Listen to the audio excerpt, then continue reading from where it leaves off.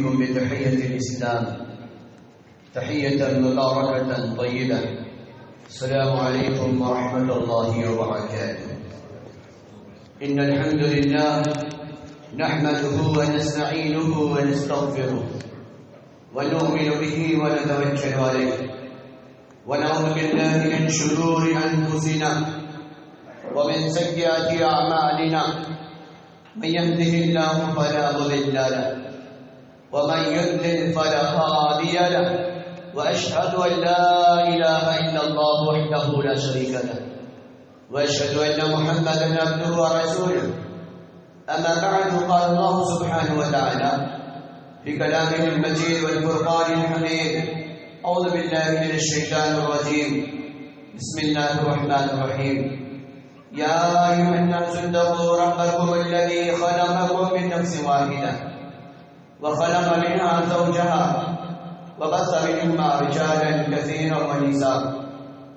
واتقوا الله الذي تساءلون به والأرحام إن الله كان عليكم رقيبا. يا أيها الذين آمنوا اتقوا الله حق تقاته ولا تموتن إلا وأنتم مسلمون. يصلح لكم أعمالكم ويغفر لكم ذنوبكم، ومن يطع الله ورسوله فقد فاز فوزا عظيما. قال النبي صلى الله عليه وسلم: فإن أصدق الحديث كتاب الله، وخير الهدي هدي محمد صلى الله عليه وسلم، وشر الأمور محدثاتها، وكل محدثة بدعة، وكل بدعة ضلالة، وكل ضلالة في النار، أو كما قال عليه الصلاة والسلام. قال الله عز وجل في موضع آخر في سورة الفصلة: وقال الذين كفروا ربنا أرنا الذين أضلانا من الجن والإنس نجعلهما تحت أقدامنا ليكونا من الأسفلين.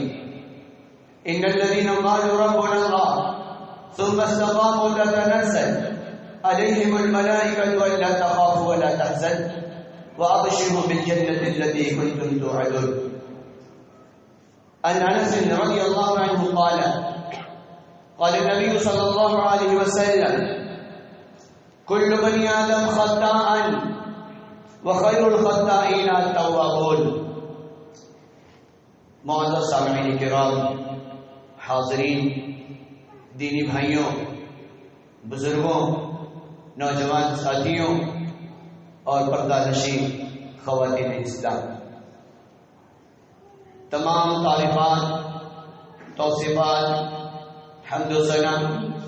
کبریائی و برتری اللہ رب العالمین کی ذات کو زیبا ہے، جس نے اس کائنات کو زینت بخشی ہے اور اس کائنات میں انسانیت کو بسایا ہے، دنیا کی ہر شے کو انسانیت کی خدمت میں لگایا ہے۔ اللہ رب العالمین کی توحید و تقدیس کے بعد سب سے افضل، سب سے اعلیٰ، سب سے برتر، سب سے بالا،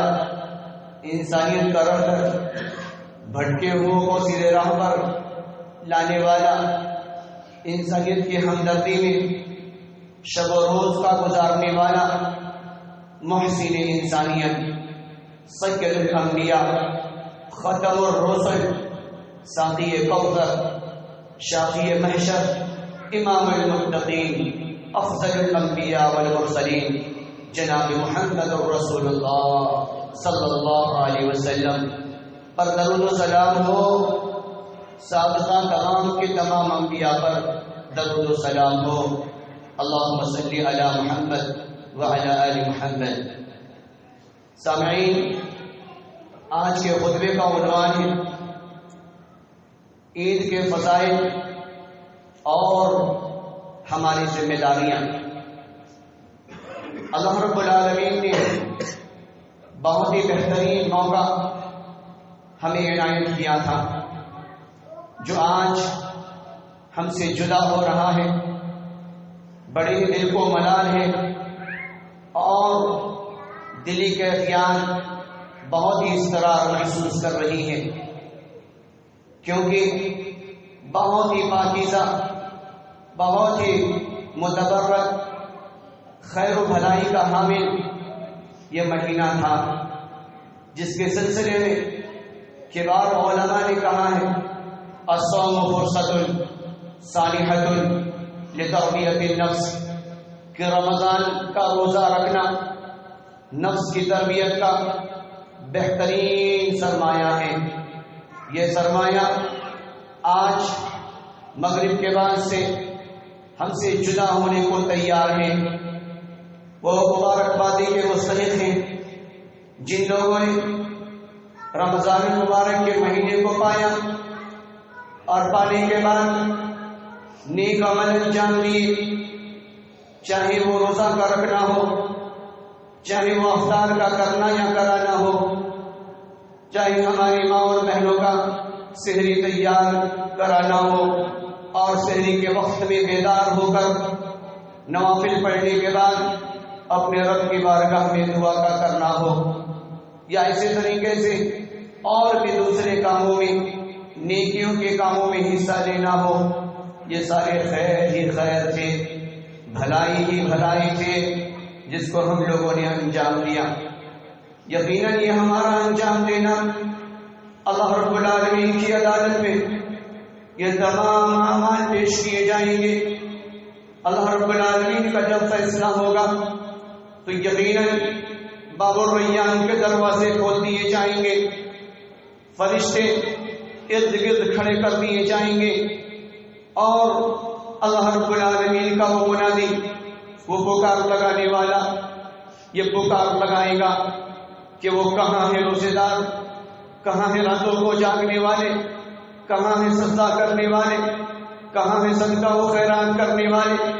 کہاں ہے تراویح کا اہتمام کرنے والے، کہاں ہے غریبوں کی مدد کرنے والے۔ وہ باب الریان کھول دیا جائے گا، اور کھولنے کے بعد روزے داروں کو، نیکوکاروں کو، اللہ کو راضی کرنے والوں کو، مومن بندے اور مومن بندیوں کو اس دروازے سے داخل کر دیا جائے گا۔ یہ سب سے بڑی کامیابی ہوگی، یہ سب سے بڑی فلاحیابی ہوگی، یہ سب سے بڑی بامرادی ہوگی۔ لیکن اس کے اپوزٹ وہ شخص کے لیے، اس بندے اور بندیوں کے لیے بڑی ہی ہلاکت ہوگی، بڑی ہی شرمندگی ہوگی، جس نے اس مقدس ماہ کو پایا اور پانے کے بعد بھی کھیل تماشوں میں اپنے وقت کو برباد کر دیا، روزہ نہ رکھ سکا، تراویح نہ پڑھ سکا، صدقہ و خیرات نہ کر سکا، راتوں کو جاگ نہ سکا، قیام لیل کا اہتمام نہ کر سکا۔ یہ بہت بڑی محرومی ہوگی، یہ بہت بڑی محرومی ہوگی، کیونکہ اللہ رب العالمین نے فرمایا تھا کہ جب مومن بندہ مومن بندیاں اس مقدس مہینے میں کوئی بھی نیک عمل انجام دیتے ہیں یا دیتا ہے تو اللہ رب العالمین اسے خود بدلہ دیتا ہے۔ گویا کہ جنت اللہ کی، جنت کی نعمت اللہ کی، جنتی قالین اللہ کے، جنت میں استقبال کرنے والے فرشتے اللہ کے حکموں کے محتاج، جنت کے دسترخوان دنیا کے دسترخوانوں سے علیحدہ، جنت کے کنویں دنیا کے پانی سے، پانی کی کوئی حیثیت نہیں، کوئی مثال نہیں، شہد کی نہریں، دودھ کی نہریں، یہ طرح طرح کی نعمتیں، اور مشک و عنبر کی خوشبو، وہ زعفران کے قالین جنتی کے لیے جو بچھنے والے تھے، گویا کہ اس مقدس مہینے میں ناقدری کرنے کے بنا پہ یہ ان تمام تر نعمتوں سے محروم کر دیے جائیں گے۔ یہ سب سے بڑی محرومی ہوگی، یہ سب سے بڑی محرومی ہوگی۔ لیکن اللہ رب العالمین نے کہا کہ قد افلح من تزکا، قد افلح من تزکا، وہ کامیاب ہوا، وہ فلاحیاب ہوا، وہ بامراد ہوا۔ کون کون؟ تو اللہ تبارک و تعالیٰ کہہ رہے ہیں قد افلح من تزکا، جس نے اپنے نفس کا محاسبہ کیا، جس نے تنہائی میں اپنے آپ کو رب سبحانہ و تعالیٰ کے لیے بیدار کیا، جس نے تراویح کا اہتمام کیا، جس نے رمضان المبارک کے روزے رکھے، جس نے کسی کے ساتھ ہمدردی کی، جس نے کسی کو افطار کرایا یا خود افطار کیا، یہ سب اللہ رب العالمین کہہ رہا ہے قد افلح من تزکا، قد افلح من تزکا، وہ کامیاب ہوا، وہ فلاحیاب ہوا، وہ جنت کا مستحق ہوا، وہ فرشتوں کے ترانوں کا مستحق ہوگا۔ ایک طرف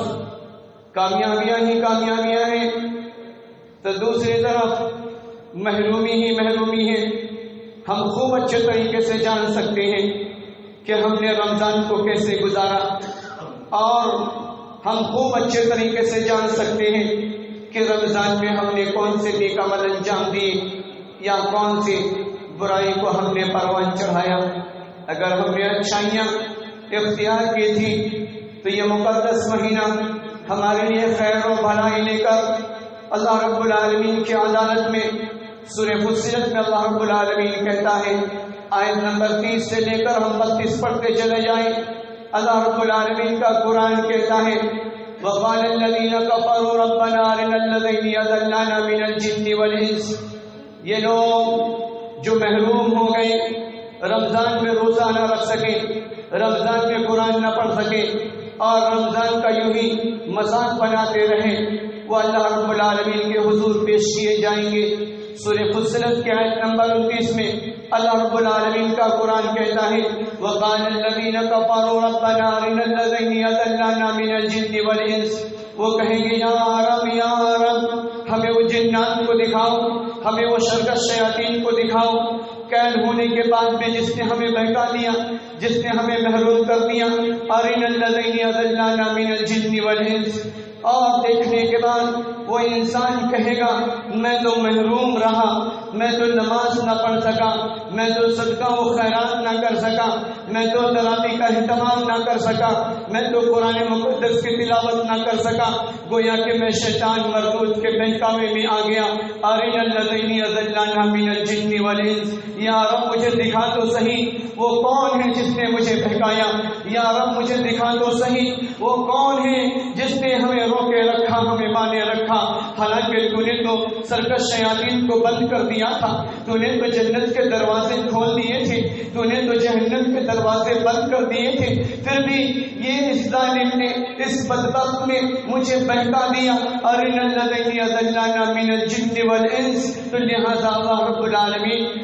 العالمین کے حضور حاضر ہونے کے بعد وہ نافرمان رب کی عدالت میں یہ کہیں گے کہ یا رب مجھے ان کو دکھاؤ أَرِنَا الَّذَيْنِ أَضَلَّانَا، جس نے ہمیں گمراہ کیا، ہمیں بھٹکا دیا اور رمضان کے برکات سے ہمیں محروم کر کے رکھ دیا۔ اس کے بعد ان کا جواب کیا ہوگا کہ یا رب تو دکھا تو صحیح، جب تو دکھائے گا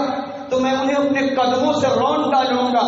میں اپنے قدموں سے انہیں کچل ڈالوں گا۔ أَرِنَا الَّذَيْنِ أَضَلَّانَا مِنَ الْجِنِّ وَالْإِنسِ نَحْنُ أَوْلِيَاؤُكُمْ فِي الْحَيَاةِ الدُّنْيَا وَفِي الْآخِرَةِ وَلَكُمْ فِيهَا مَا تَشْتَهِي أَنفُسُكُمْ وَلَكُمْ فِيهَا مَا تَدَّعُونَ۔ اس وقت اللہ کا مقرب فرشتہ اس بندے سے، اس بندیاں سے یہ کہے گا کہ میں دنیا میں بھی تیرے ساتھ تھا، میں آج مرنے کے بعد بھی تیرے ساتھ ہوں، بس فرق اتنا تھا کہ دنیا کی آنکھیں میں تو مجھے دیکھ نہیں سکتا تھا، آج تو اپنی نظروں سے ہمیں دیکھ رہا ہے اور تیرا یہ امید کرنا کہ مجھے دکھا تو صحیح، یہ صرف اور صرف تیرے خیال کی دنیا ہے، کیونکہ اللہ رب العالمین نے تجھے 60 سال کی عمر دی تھی، اللہ رب العالمین نے تجھے 50 سال کی عمر دی تھی، اللہ رب العالمین نے تجھے دنیا میں 40 سال زندہ رکھا تھا، اللہ رب العالمین نے تجھے 30 سال تک جوانی عطا کی تھی، اللہ رب العالمین نے تمام نعمتوں کو تیرے اوپر نچھاور کیا تھا، اور اللہ کے قریب آنے کے لیے اللہ رب العالمین نے تیرے آنکھوں کی روشنی کمزور کر دیا۔ یہ پہلی وارننگ۔ اللہ رب العالمین نے تیرے سر کے بال کو پکانا شروع کر دیا، یہ دوسری وارننگ۔ اللہ رب العالمین نے تیرے دانت کو گرانا شروع کر دیا. یہ تیسری وارننگ. جب اللہ رب العالمین نے تیرے جسموں کو کمزور کرنا شروع کر دیا. یہ چوتھی وارننگ. گویا کہ ایک کے بعد دیگر وارننگ اللہ رب العالمین تجھے دیتا رہا, تیرے جسموں پر سوار کرتا رہا. تیری آنکھیں دیکھنا بند کر دی, تیرے دانت چبانے بند کر دیے, اور تیرا جسم کمزور اور لاغر نہیں ہونا شروع ہو گیا. پھر بھی تو نے رب کو یاد نہ کیا, پھر بھی تو نے روزہ نہ رکھا, پھر بھی تو نے قرآن مقدس کی تلاوت نہ کی, پھر بھی تیرا دل رب کی پکار پر آمادہ نہ ہو سکا, پھر بھی تو اذان کی آواز سننے کے بعد اپنی دکانوں پر مست رہا, پھر بھی تو مؤذن کی ندا کا تیرے کانوں سے ٹکراتی رہی, اور تو لوہا بیچتا بیچتا نماز کو چھوڑ دیا. تو نے اپنی دکان پر تولتا تولتا سودا کو تولتا تولتا نماز کو چھوڑ دیا. یہ تمام وارننگ تجھے پکار لگاتی رہی, تجھے بتلاتی نہیں کہ اب تیرا وقت قریب ہے, تجھے مالک حقیقی سے ملنا ہے, تجھے مالک حقیقی سے ملنا ہے, رب سے ملنا ہے. لیکن تو نے سب کو نظر انداز کرتا رہا, مال کو گن گن کر رکھتا رہا, سمیٹتا رہا, سجاتا رہا, اور سجانے کے بعد اس پہ فخر کرتا رہا. لیکن جو تو نے سب کچھ انجام دیا, جو کچھ انجام نہ دیا, جس کے سلسلے میں اللہ رب العالمین نے کہا تھا کہ آ میرے مومن بندے, آ میری مومن بندیاں, یہ مقدس مہینہ ہم تمہارے اوپر سوا سایہ پگن کر رہے ہیں. ہم نے شیطان مردود پہ بھی لگام لگا دیا, ہم نے فرشتوں کو تیری خدمت میں لگا دیا. فرشتوں کا نزول ہم نے تیرے صحنوں میں, تیرے اساروں میں, تیری مسجدوں میں ہم نے فرشتوں کو نازل کر دیا. یہ فائلیں تیار کرتے رہے, تیری زبان قرآن مقدس کی تلاوت کرتی رہی, یہ فرشتے لکھتے رہے. یا رب دنیا کی دھرتی کے فلا خطے پر تیرا مومن بندہ, تیری مومن بندیاں تیرے ڈر کی وجہ سے, تیری جہنم کی خوف کی وجہ سے, تیری جنت کی امید پر قرآن مقدس کی تلاوت کرتا رہا, روزہ رکھتا رہا, سحری کے لیے بیدار ہوتا رہا. تمام نعمتیں موجود ہونے کے بعد تیرے ڈر کی وجہ سے اپنی زبان پر پانی کا ایک بوند, ایک قطرہ بھی رکھنا گوارا نہ کیا. اندازہ لگائیں اللہ رب العالمین نے اتنی چیزوں کے ذریعے سے ہمیں باخبر کیا ہے. آگے اللہ رب العالمین کہتا ہے, نبی مکرم صلی اللہ علیہ وسلم نے فرمایا, ابن ماجہ اور ترمذی کی روایت ہے, حدیث نمبر 2499 پر,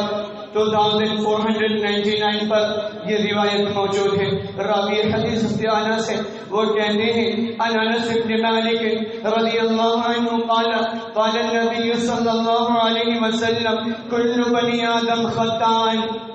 کل بنی آدم خطاء وخیر الخطائین التوابون. تمام کے تمام اولاد آدم خطاوار ہیں,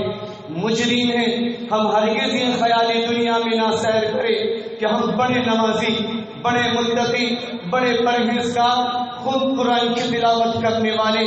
جب ہم اس امید پر رب سے لو لگائیں گے تو ہم فیل کر دیے جائیں گے, کیونکہ اللہ رب العالمین لائے گا, نوح علیہ السلام کو لائے گا, اللہ سبحانہ و تعالیٰ ہود علیہ السلام کو لائے گا, اللہ رب العالمین صالح کو لائے گا, اللہ رب العالمین لوط کو لائے گا, اللہ رب العالمین ابراہیم کو لائے گا, اللہ رب العالمین اسماعیل کو لائے گا, اللہ رب العالمین اسحاق کو لائے گا, اللہ رب العالمین یعقوب کو لائے گا, یوسف کو لائے گا. یہ تمام کے تمام نبی آ کے اللہ رب العالمین کے حضور کھڑے ہو جائیں گے, اور اللہ رب العالمین شمار کرنے لگے گا کہ دیکھو دیکھو دیکھو, ہم نے آدم کو 1040 سال تک زندہ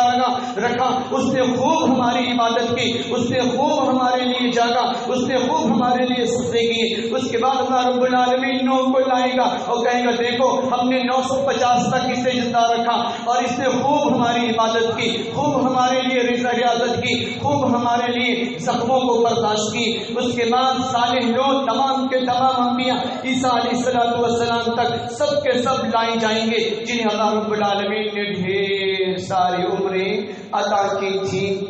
ڈھیر ساری عمریں عطا کی تھی. اس وقت ہم اللہ رب العالمین کو یہ کہیں گے کہ قرآن ہم نے تلاوت کی ہے, یا اللہ اس کی وجہ سے ہمیں جنت میں داخل کر دیں, تو ان کا عمل کہاں جائے گا جنہوں نے اتنی طویل مدت تک اللہ رب العالمین کو راضی کیا. یقیناً اگر اللہ سبحانہ و تعالیٰ کی جنت میں ہم جانا چاہتے ہیں, اللہ رب العالمین کے معافی کے مستحق ہونا چاہتے ہیں, تو اللہ رب العالمین کا فضل ہوگا, اللہ رب العالمین کا فضل ہوگا، نبی کی شفاعت ہوگی تو ہم جنت میں جائیں گے، اور جب جنت میں جائیں گے تو یہ دنیا سے بہترین، یہ دنیا سے عظیم اللہ رب العالمین نعمتوں سے ہمیں اس میں نوازے گا۔ لہذا امام کائنات نے کہا بنی آدم خطاوار ہیں، سزاوار ہیں، اور اللہ رب العالمین کے سزا کے مستحق ہیں، لیکن آگے اللہ کا رسول کہتا ہے خیر الخطائین، سب سے بہتر مجرم، سب سے بڑا گنہگار، سب سے بہتر گنہگار کون ہے اللہ رب العالمین کی نظر میں؟ وہ جو توبہ کیا کرتا ہے، وہ جب گناہ ہو جاتے ہیں تو آنسو بہایا کرتا ہے، وہ بہترین خطاوار ہے اللہ رب العالمین کے حضور کہ گناہ ہونے کے بعد وہ فوراً اللہ رب العالمین کی بارگاہ میں توبہ کرتا ہے۔ تو اللہ رب العالمین بہت زیادہ توبہ کو قبول کرنے والا ہے۔ ابن القیم اپنی کتاب کے اندر ایک واقعہ لکھتے ہیں، اعلام الموعظین کے اندر ابن القیم کہتے ہیں کہ ایک ماں تھی اور وہ ماں کا ایک بیٹا تھا، وہ ماں اپنے بچے کی شرارت سے ناراض ہو جاتی ہے اور ایک دن اپنے گھر سے اپنے بچے کو نکال باہر کرتی ہے۔ جب وہ بچہ اپنے گھر کے دروازے سے باہر نکلتا ہے تو دور دور تک انسانیت کا نام و نشان نہیں، ہر طرف جنگلات ہی جنگلات۔ وہ بچہ کچھ دور تک آگے بڑھتا ہے، آگے بڑھنے کے بعد پھر مایوس ہو کر اپنے گھر کے دروازے پر واپس چلا آتا ہے، اور واپس آنے کے بعد اپنے دروازے سے ٹیک لگا کر اپنے سر کو دروازے پر رکھ دیتا ہے۔ کچھ وقت کے گزر جانے کے بعد ماں دروازہ کھولتی ہے، کھولنے کے ساتھ وہ دیکھتی ہے کہ میرا بیٹا ہے میرا بیٹا، جس پر وہ ماں جان چھڑکا کرتی تھی، وہ بیٹا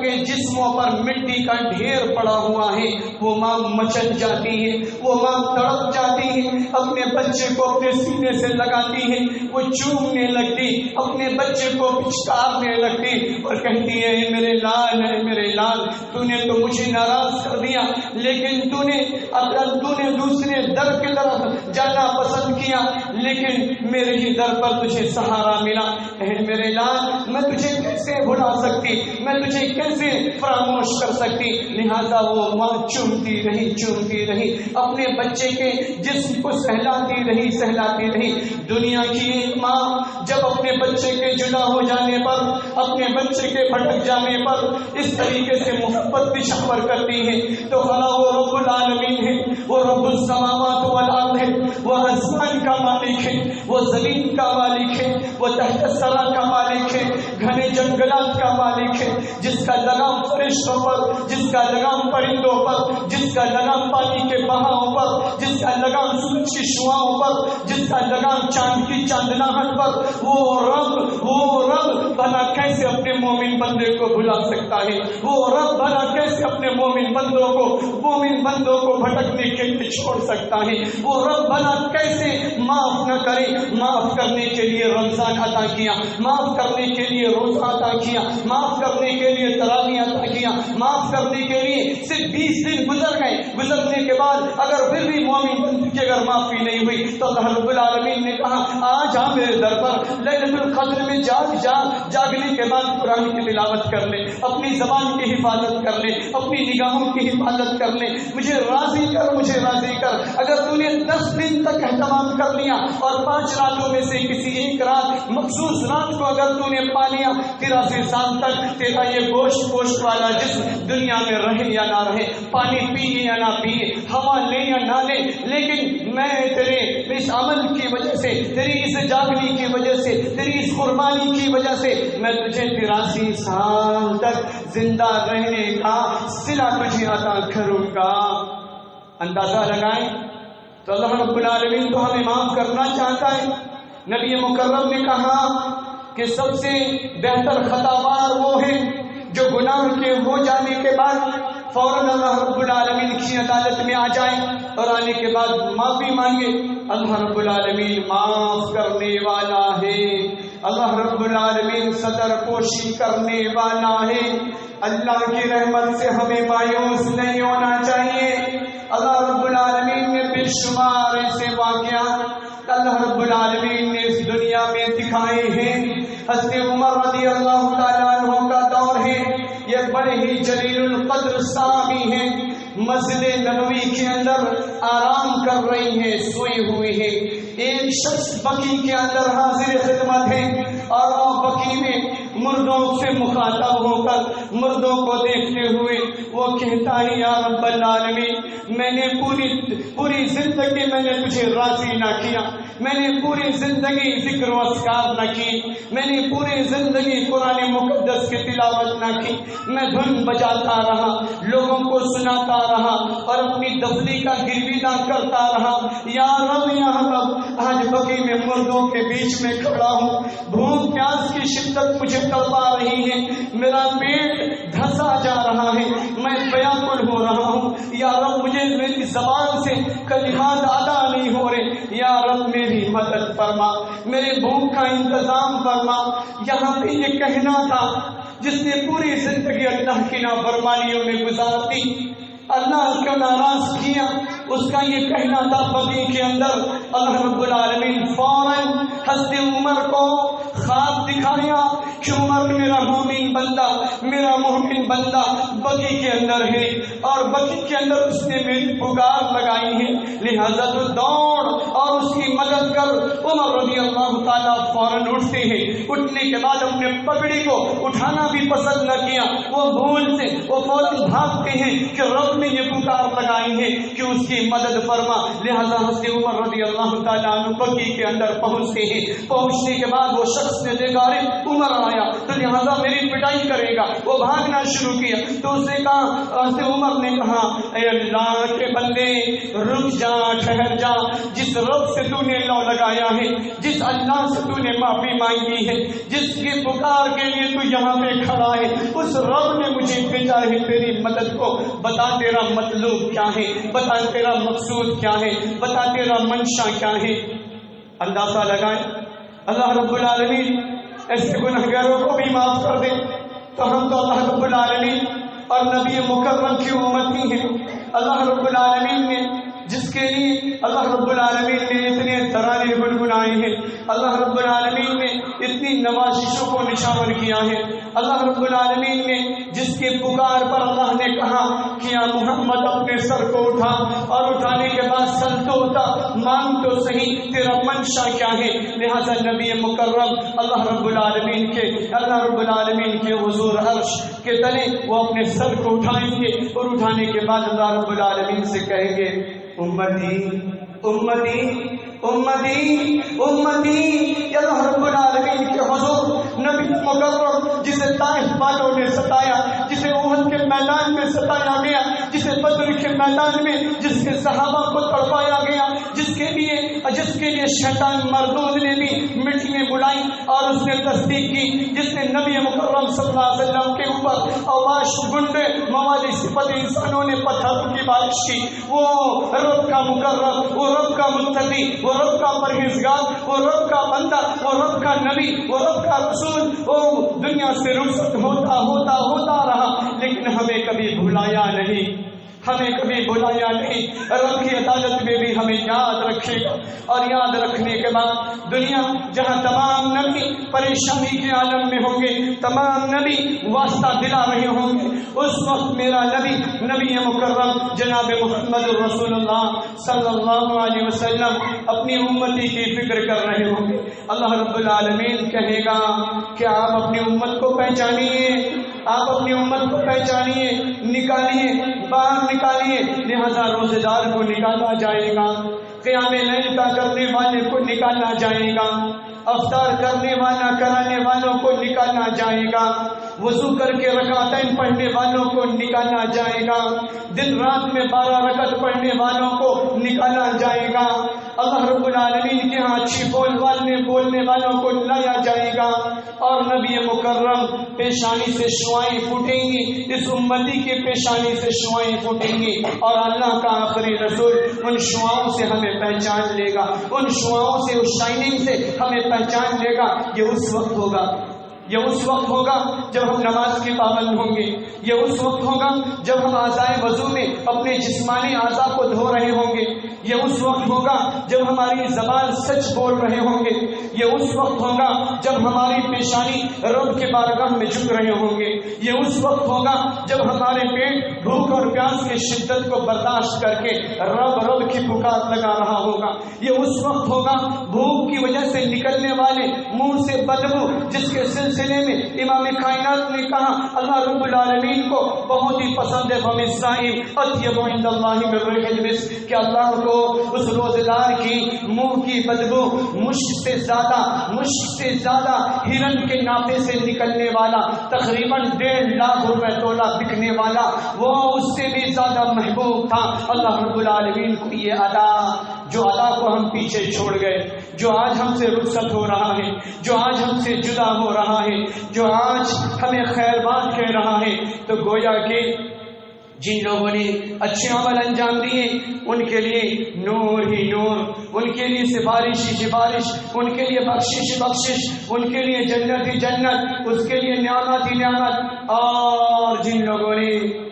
لوگوں نے کچھ عمل انجام نہ دیے، آنے والا عید جس کے لیے مبارک ہوگا تو وہیں پہ نافرمانوں کے لیے وہ وعید بنے گا، اور وعید بننے کے ساتھ اللہ رب العالمین کے حضور میں جابر کبیر کی روایت ہے کہ جب مومن بندہ عیدگاہ کے لیے نکلا کرتا ہے، جب مومن بندیاں عیدگاہ کے لیے نکلا کرتے ہیں تو فرشتے قطار لگا کر کھڑے ہو جایا کرتے اور اللہ رب العالمین کے حضور پکار لگاتے کہ یہ روزہ رکھے، یہ نیک عمل انجام دے کے آج تیرے عیدگاہ کو آیا، یا رب سر جھکائے گا اور نماز پڑھے گا، یا رب تو اسے معاف فرما دے، یا رب اسے تو معاف فرما دے۔ تو اندازہ لگائیں جن لوگوں نے کچھ کیا ہی نہیں، جن لوگوں نے روزہ رکھا ہی نہیں، جن لوگوں نے اچھے عمل دیے ہی نہیں، انجام دیے ہی نہیں، ان کے لیے کیا ہونے والا ہے؟ سخت وعید، سخت ندامت، سخت شرمندگی۔ تو لہذا ہم اپنے نفس کا محاسبہ کریں، اور نفس کا محاسبہ کرتے ہوئے اللہ رب العالمین کو راضی کرنے کے لیے اپنے آپ کو تیار کریں۔ اسی لیے اللہ رب العالمین نے یہ ٹریننگ پیریڈ ہمیں عطا کیا تھا، 1 دن 2 دن نہیں بلکہ 30 دن اللہ رب العالمین نے عطا کیے، اسی وجہ سے عطا کیے تاکہ 30 دن میں انسان کے اندر اتنی سوجھ بوجھ آ جانی چاہیے کہ یہ بھی کرنے والے عمل ہیں، یہ بھی پڑھنے والی کتاب ہے، یہ بھی مدد کرنے والے اعمال ہیں۔ اسی لیے اللہ رب العالمین نے یہ رمضان کا عظیم تحفہ ہمیں عطا کیا تاکہ ہم دوسرے دنوں کے لیے اپنے آپ کو تیار کر لیں، اور جب ہم تیار کر لیں گے تو اللہ رب العالمین ہمیں معاف کرے گا، اور معاف کرنے کے بعد اللہ کا وہ مقرب فرشتہ وہ کہے گا وقال الذین ثم استقاموا تتنزل علیہم الملائکہ، کہ تو نے روزہ رکھا اور روزہ رکھنے کے بعد کے دنوں میں بھی تو مضبوطی سے جم گیا، ثم استقاموا تتنزل علیہم الملائکہ، فرشتے نازل ہوں گے، اس کے لیے اللہ رب العالمین کے سامنے پیشی لگائیں گے، اور پیشی جب اللہ سبحانہ و تعالیٰ کے حضور جب فرشتے لگائے تو یقیناً اندازہ لگائیں کہ ہمیں جنت میں جانے سے کون بچا سکتا ہے، ہمیں جنت میں جانے سے کون روک سکتا ہے۔ اللہ رب العالمین ان تمام باتوں میں ہمیں یہی سبق دے رہا ہے کہ یہ مقدس مہینہ جو آج ہم سے جدا ہو رہا ہے اس کی قدر کرنی چاہیے تھی، اور جو محروم ہوا وہ محروم ہوا، لیکن آئندہ کے دنوں میں ہم اپنے آپ کو تیار کر لیں، نماز کے پابند ہو جائیں، اور قرآن کا کچھ حصہ ڈیلی بائی ڈیلی ضرور کچھ نہ کچھ حصہ ہم پڑھیں، اپنے دل کو قرآن کی تلاوت سے سجائیں۔ آج بے شمار لوگوں کو یہ مرض لاحق ہوتا چلا جا رہا ہے، ہارٹ اٹیک پہ اٹیک۔ اللہ کے دل میں، اللہ کے اس دل میں ہم نے رب کو بسایا نہیں، اللہ کے اس دل میں ہم نے ذکر کو سجایا نہیں، اللہ کے اس دل میں ہم نے قرآن کی تلاوت کو بسایا نہیں۔ اور ہم کہتے پھر رہے ہیں، اور 45,000 روپے کے ایک ہی انجیکشن ہارٹ اٹیک کے کنٹرول کے لیے وہ فوراً ڈاکٹر لگا دیا کرتا ہے، اور خوشی بخوشی ہمارے اہل و عیال پیسے دے دیا کرتے ہیں، لیکن قرآن نہیں پڑھیں گے، ذکر و اذکار نہیں کریں گے، اللہ رب العالمین کو راضی نہیں کریں گے، چلتے پھرتے الحمدللہ نہیں کہیں گے، پانی پینے کے ساتھ حلق سے اتر رہا ہے الحمدللہ نہیں کہیں گے، کھانا کھاتے سمے اور ان کی آنکھیں ایکسرے کر رہی ہیں، تمام تر نعمتوں کو، دان کو ایکسرے کر رہی ہیں، اور تمام نعمتوں کو، الگ الگ نعمتوں کو ایکسرے کر رہی ہیں، لیکن بسم اللہ نہیں پڑھیں گے۔ یہ اذکار کو معمولی نہ سمجھیں، اللہ رب العالمین کے اس دل کو سجانے والے اعمال ہیں۔ جس دل میں اللہ کا ذکر ہو، جس دل میں اللہ کا فکر ہو، جس دل میں اللہ کا یقین ہو، جس دل میں دنیا کی شرارتوں سے بچنے کی للک ہو، وہ دل کبھی مرض کے اندر مبتلا نہیں ہو سکتا، وہ دل کبھی مرض کے اندر وہ مرض سے ہلاک نہیں ہو سکتا، کیونکہ اللہ کا رسول نے کہا وہ دل زندہ ہے جو ذکر کے لیے اللہ کی یاد میں بھڑکے، وہ دل مردہ ہے جو اپنی خواہشات کے لیے بھڑکے۔ تو اب اندازہ لگائیں یہ امراض پہ امراض کا بڑھ جانا، یہ تکلیفوں کا لاحق ہو جانا، یہ سب اللہ کو ہم نے گویا کہ اپنے عمل سے راضی کرنے کے لیے ہم کوشش نہیں کر رہے۔ اب چلتے چلے جائیں کہ آنے والا کل ہمارے لیے عید ہونے والا ہے، عید میں ہمیں کون سے عمل انجام دینے چاہیے؟ حضرت انس کہتے ہیں نبی مکرم صلی اللہ علیہ وسلم جب عیدگاہ کو جایا کرتے تو معدود چند کھجور کھایا کرتے، لہذا ہم کھجور تناول کریں، 1، 3،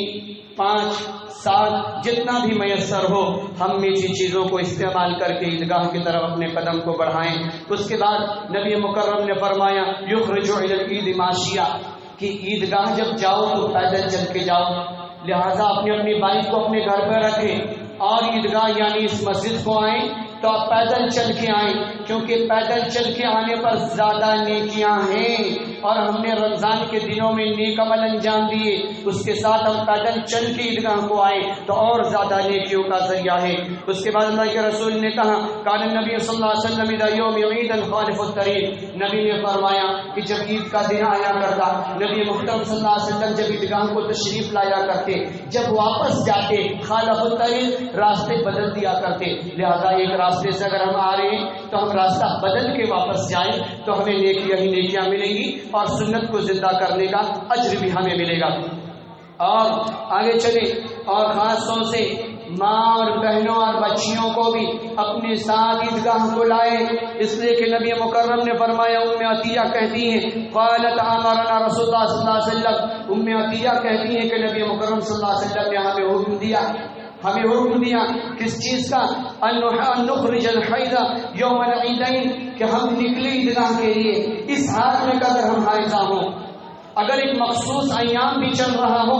پھر بھی ماں اور بہنوں کو عیدگاہ کو آنا ہے، لیکن وہ نماز میں شامل نہیں ہوگی بلکہ مومنین کی دعاؤں میں شامل ہوگی، اور اگر پاکیزگی حاصل ہے تو وہ نماز بھی پڑھے گی۔ یہ بہت بڑی سعادت مندی ہے، بہت ہی نیکیوں کا ڈپارٹمنٹ ہے، لہذا ہم عیدگاہ کو آئیں اور ساتھ لے کر آئیں تاکہ وہ بھی ان خوشیوں میں شامل ہو سکے۔ آگے اللہ کے رسول صلی اللہ علیہ وسلم نے فرمایا خیر خرج یوم عید اضحیٰ فطر فصلی رکعتین، کچھ لوگ پورے وقت مہینوں سالوں سال نماز نہیں پڑھا کرتے، عیدگاہ میں آتے یا مسجد کو آتے عید والے دن، اب جماعت کھڑی ہونے کو ہے، خطبہ شروع ہونے کو ہے، نماز تیار ہے اور لمبی رکعت باندھی اور باندھنے کے بعد لمبی نمازیں پڑھ رہے ہیں۔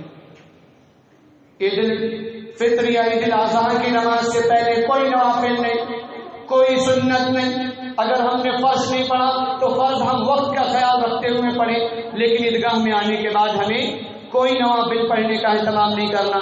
یہ اس طریقے سے خوخلی چیزوں کے پیچھے بھاگ کے ہم سوچیں کہ ہمیں نیکیاں مل جائیں تو ہمیں نیکیاں وغیرہ کچھ نہیں ملنا، کیونکہ اللہ کے رسول صلی اللہ علیہ وسلم نے فرمایا فطر فصلی رکعتین لم یصلی قبلها ولا بعدها، نبی علیہ السلام عید الفطر کے دن اور عید الاضحیٰ کے دن نہ پہلے نہ بعد میں آپ نے کوئی نوافل کا اہتمام کیا، لہٰذا ان باتوں کا ہم خیال رکھیں۔ اور ساتھ میں جب ہم عیدگاہ کو آئیں تو تکبیر کا ہم خیال رکھیں، تکبیر کا خیال رکھیں. تکبیر کا خیال رکھنا بے حد ضروری ہے، کیونکہ یہ اسلام کی سربلندی کی نشانی ہے. اور ہم بلند باواز بلند ہم تکبیرات کہتے ہوئے آئے، اللہ اکبر اللہ اکبر لا الہ الا اللہ واللہ اکبر اللہ اکبر وللہ الحمد کے یہ کلمات ہم ادا کرتے ہوئے آئیں. اس کے بعد صحابہ کرام کا یہ عمل تھا، صحابہ کرام کا یہ عمل تھا. عید والے دن جب مبارکبادی دیا کرتے تو سینے سے سینے کو ملا کے، کسی کے سینے پر ضرب نہ لگائیں، گلے پہ گلے لگا کے لوگ بھاگنے لگتے کہ ارے کہیں ایسا نہ ہو کہ 10-20 جنے پکڑنے اور گلے ملنا شروع کر دے. نہیں، جو شریعت نے ہمیں عطا کیا ہے، جو شریعت نے ہمیں دعا بتلائی ہے، صحابہ کرام نے جسے پریکٹیکلی طور پہ عمل کر کے بتایا ہے، وہ یہ ہے تقبل اللہ منا ومن. یہ دعا ہم یاد کر لیں، بورڈ پر لکھا ہوا ہے اور یہ کاغذ پہ ہم لکھ لیں. اس طریقے سے ہم مصافحہ کریں اور مصافحہ کرنے کے بعد یہ دعا دیں، یہ دعا دیں. یہ دعا بہت ہی مقبولیت کو پہنچنے والی ہے. اللہ رب العالمین سے انہی باتوں کے ساتھ ہم اللہ سبحانہ و تعالیٰ سے دعا کرتے ہیں، یا رب ہمارے تمام گناہوں کو معاف فرما، یا رب ہمارے تمام اچھی اعمال کو قبول فرما. یا رب ہم خطاوار ہیں، یا اللہ ہم سیاہ کار ہیں، یا رب لیکن تیرے بندے ہیں، یا اللہ تو معاف فرما دے. یا اللہ رسوائی سے بچا لے، جہنم کی ہولناکیوں سے بچا لے. یا اللہ عذاب قبر سے ہم سب کو بچا لے. یا رب ہماری شرارتوں سے یا رب تو ناراض نہ ہو. یا اللہ اس کی پردہ پوشی کر کے یا رب ہمیں نیکوکاروں میں، صدیقین میں، شہداء میں، صالحین میں یا رب ہمیں شامل فرما دے. یا اللہ ہمارے اچھے اعمال کو قبول فرما لے، برے اعمال سے حفاظت فرما دے، بیماروں کو شفا عطا فرما دے، کمزوروں کو صحت دائمہ نصیب فرما دے، پریشان حال کی پریشانیوں کو دور فرما دے، مقروضین کی قرض کی ادائیگی کے لیے غیر سے اسباب مہیا فرما دے. یا رب جو بچیاں بن بیاہیں بیٹھی ہوئی ہیں یا اللہ ان کے لیے